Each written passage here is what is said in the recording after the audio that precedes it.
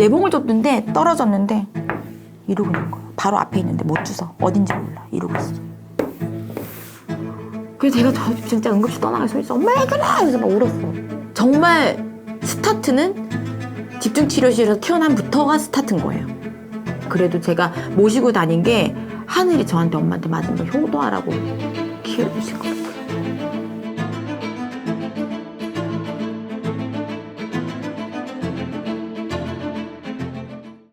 일단은 요양병원에 어떤 분을 모셨던 경험이 있으세요? 저는 친정어머니가 올 여름에 8월에 잊을 수가 없죠. 뇌경색. 뇌경색이에요. 제가 사실 친정 부모님하고 가까이 살거든요. 근데 옆에 살다 보니까 잔소리가 너무 심하셔가지고 제가 조금 거리두기를 하고 있었거든요. 평소에요? 네, 평소에. 그러니까 많이 주시다 보니까 항상 눈에 차지 않는 딸인 거예요. 그러다가 근데 그날따라 이상하게 제가 막 들리고 싶은 거예요, 집에. 빵을 사가지고 집에 방문을 했어요, 엄마 집에. 근데 엄마가 이 말 안 하려고 했는데 내가 오늘 갑자기 툭 쓰러졌어 이러는 거예요.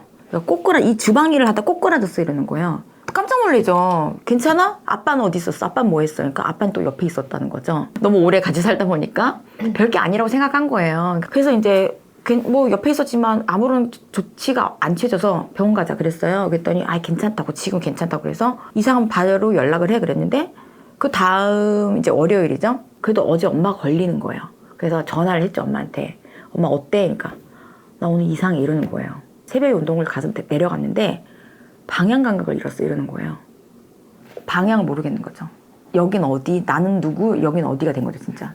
갑자기 매일 가던 그 운동하는 길인데 골든이 있을 수 있겠다라는 생각이 들어서 119 보낼 테니까 병원으로 가. 나는 병원으로 바로 갈게. 무슨 병원이지만 말해줘. 이렇게 얘기가 된 거예요.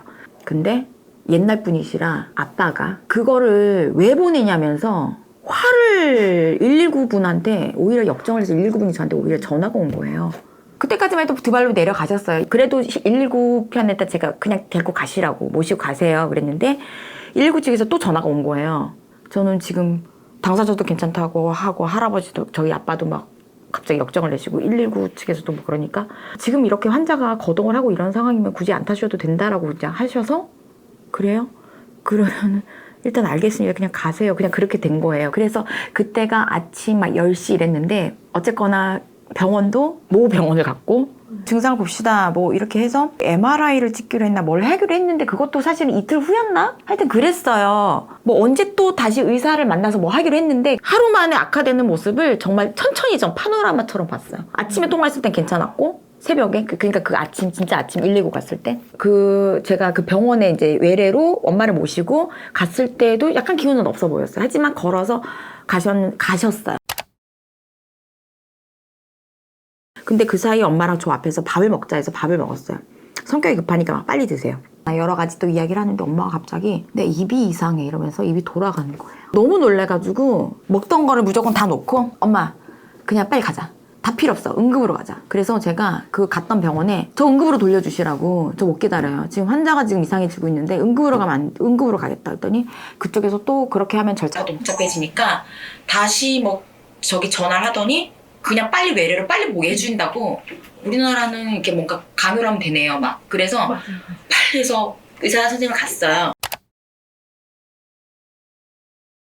그랬더니 그거를 MRI 막 찍고 또 뭐 이렇게 결과를 막 그 자리에서 다 해주시는데 뇌경색인데 노화의 증상이에요. 이런 걸로 입원하시겠어? 이렇게 말을 했어요. 아 대학병원 의사라도 사람을 잡을 수가 있겠구나라는 거 전 처음 알았어요. 이런 사람 어떻게 이거 의료사고를 할 수가 있냐.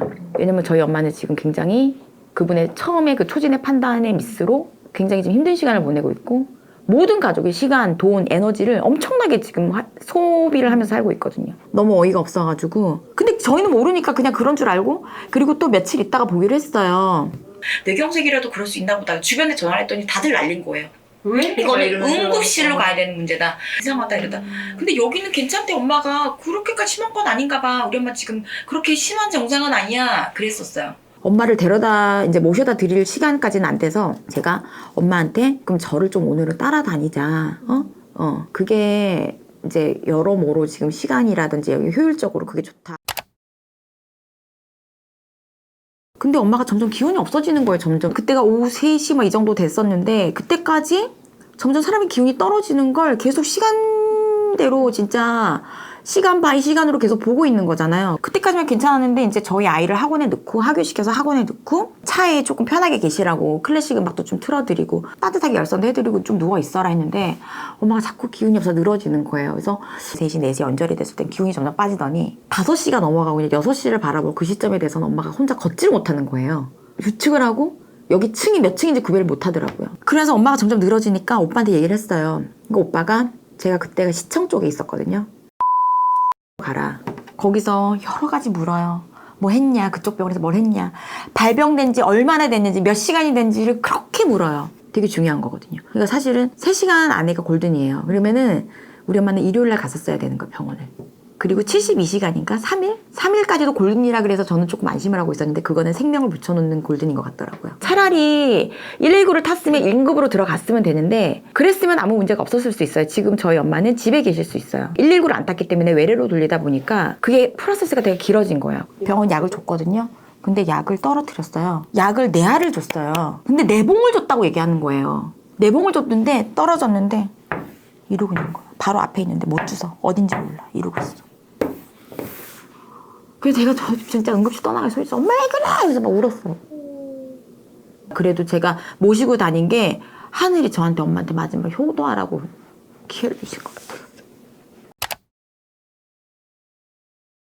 집중치료실에 들어가서 거기는 일주일은 무조건 치료를 하시는 거예요. 근데 그래서 이제 편마비가 오시더라고 사람이.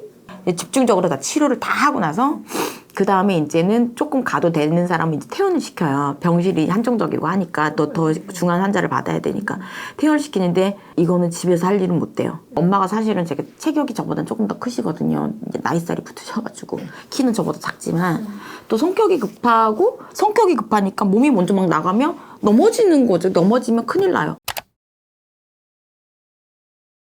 그럼 집에서 얼마나 모시다가 요양병원으로? 일주일 있었어요. 그리고 제가 침 치료를 맞으러 이제 한의원을 갔는데 거기서도 너무 힘든 거예요. 근데 거기 한의사가 남편한테 그랬대요. 저 같으면 지금 이런 침은 나중에 오셔라. 재활요양병원에 가셔라. 확실하게 얘기해 주셨어요. 그게 맞다. 재활요양병원에 집에서 못한다. 재활요양병원에 가셔라. 그래서 확신을 한 거예요. 너무 힘들고 그래서 차라리 엄마가 집중치료실에 있었을 때는 저는 차라리 괜찮았죠. 정말 스타트는 집중치료실에서 태어남부터가 스타트인 거예요. 대형병원에서 집에 가라. 그리고 나서 집에 계시던 요양병원으로 가던 그때부터 이제 우리는 긴 싸움이 가는 거예요. 정말 제가 지금 상황이 안 되고 하는 일도 있고 애기도 어리고 녹록치가 않은 거예요. 제가 제일 해야 맞지만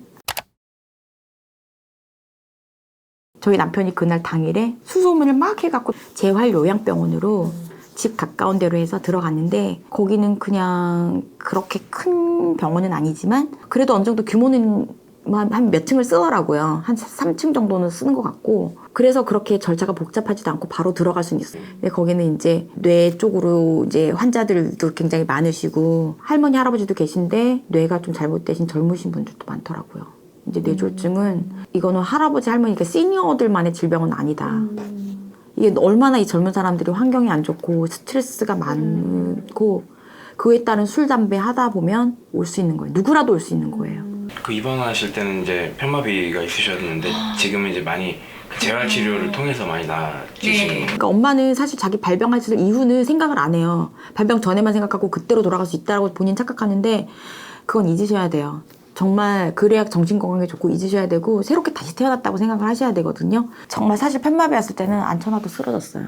왼쪽에 힘이 없기 때문에 앉혀놔도 쓰러지고 막 이랬었어 진짜. 근데 지금은 일주일, 2주일 지날 때마다 사람이 바뀌어 있어요. 혼자 일어서기도 하고 그때 일단 또 감동의 눈물 한번 흘리고 또 이제 또 일주일이나 2주일 지났을 때는 엄마가 꼭 이렇게 우리를 만나면 쇼를 보여주는 거죠. 나는 이제 이만큼 발전했다. 딱 보자마자 또 이제 이렇게 해서 걷고 우리한테 안 오고 일단 복도를 한 바퀴 걸어요. 점점 희망을 보는 거죠. 저희는 이제 목표가 구정 때 퇴원이다. 구정 지나고 퇴원이다. 이렇게 생각을 하고 있기 때문에 엄마가 지금 그런 희망적인 말을 해줬기 때문에 더 열심히 하는 것 같긴 해요. 요즘에. 저희가 여쭤볼 거는 다 여쭤본 것 같고요.